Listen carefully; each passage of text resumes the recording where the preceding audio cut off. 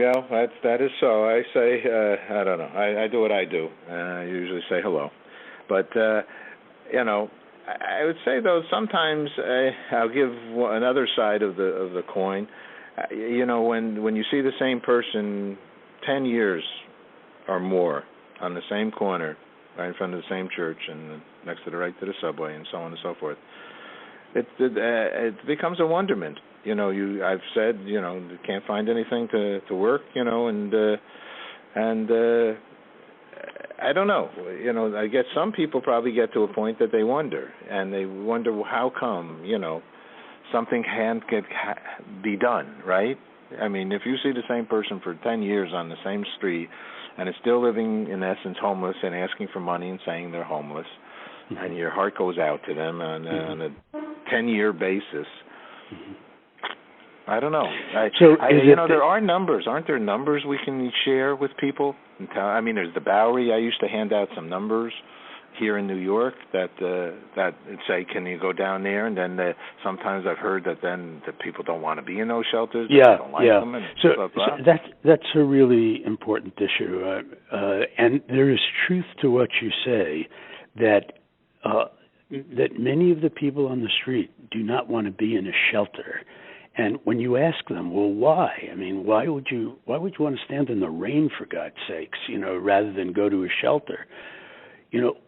Those people who don't want to go to a shelter basically all say, we're scared.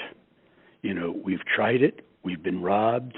We're afraid we're going to get infections because we're sleeping so close to each other. And we're afraid we're going to be hurt because there's sometimes violence in the shelter. And I'd rather be cold on the streets than endangered in a shelter. Now, I'm not saying that all these perceptions are right, but there's no question that they're strongly held. And what you're seeing is people reacting to the fact that, by and large, the shelter system has not been very good in this country. I don't know whether you've ever been in a shelter, whether you've ever walked through one, but they're often pretty grim places. I have been in some, because we've done stories in them. And so that's great, Paul. And I've had homeless people in my home, and I've had homeless people play music in my parties. I would love for this to be a country that doesn't. I mean, we have great social responsibility, and I think 1 on 3 are on some form of socialization. Right. America. I mean, and from food stamps to unemployment to benefits and blah blah blah.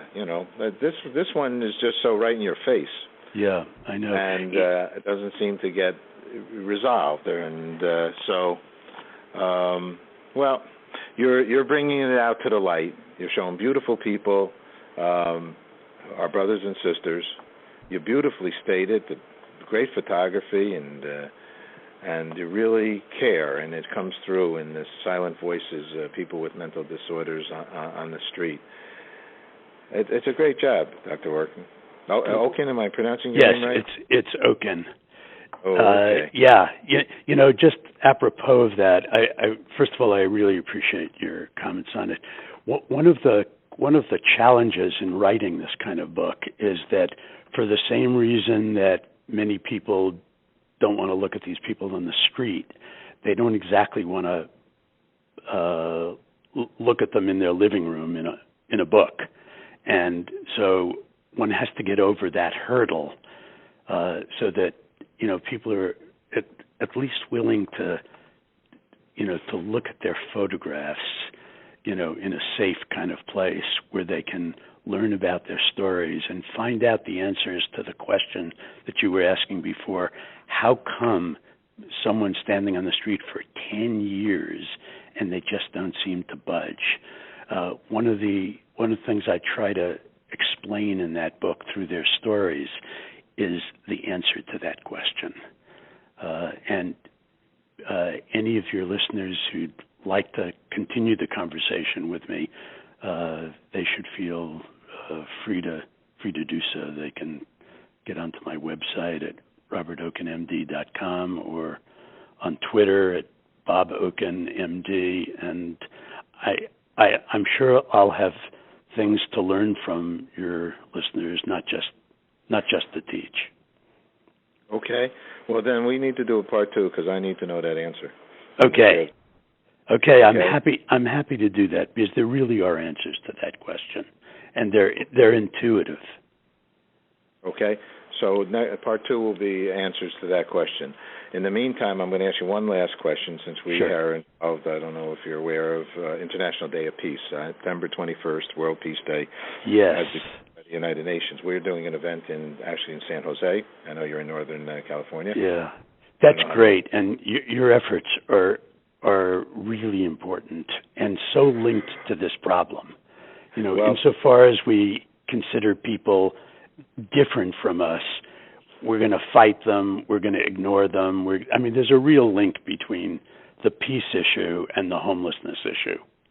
Oh, big time. In fact, the event we're doing in San Jose, or that we're associating ourselves with, our Peace Day Party event is going into what they call Amanda Network. Amanda Network is a mom whose daughter committed suicide because she was cyberbullied and bullied in her school because she took on a different sexual preference. Yeah. And so that's a reality. 3,500 texts later, and this and that, and just couldn't handle it. Even with therapy and trying to work it through, and with the family and everybody. Yeah. The young person, only could bear so much.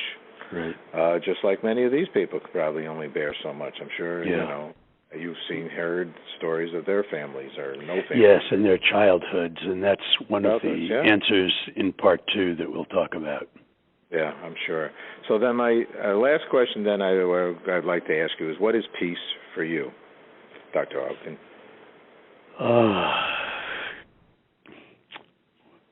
So I would say, this is really off the cuff, so I would say, first of all, that for me, peace is not simply the absence of war. I think peace is much more proactive than that and involves people reaching out to each other with kindness and concern and putting themselves in other people's shoes. And I think for me that's really what peace is. It's not just the absence of war or conflict. You have a website? Yes. And that is? RobertOkinMD.com. I didn't look at it. Do you have those pictures on there on your website? Yes, I have some of them, and there are links. People? And there are links to the book. Beautiful. Okay, my friend. Thank you very much for sharing, and very honored to get a few moments to speak with you. And I feel the same way, Paul. Thanks, and thanks for all the great work you're doing. It's really crucial. Thank you. Okay. Thank you. Take care. Take care. All right. Bye-bye.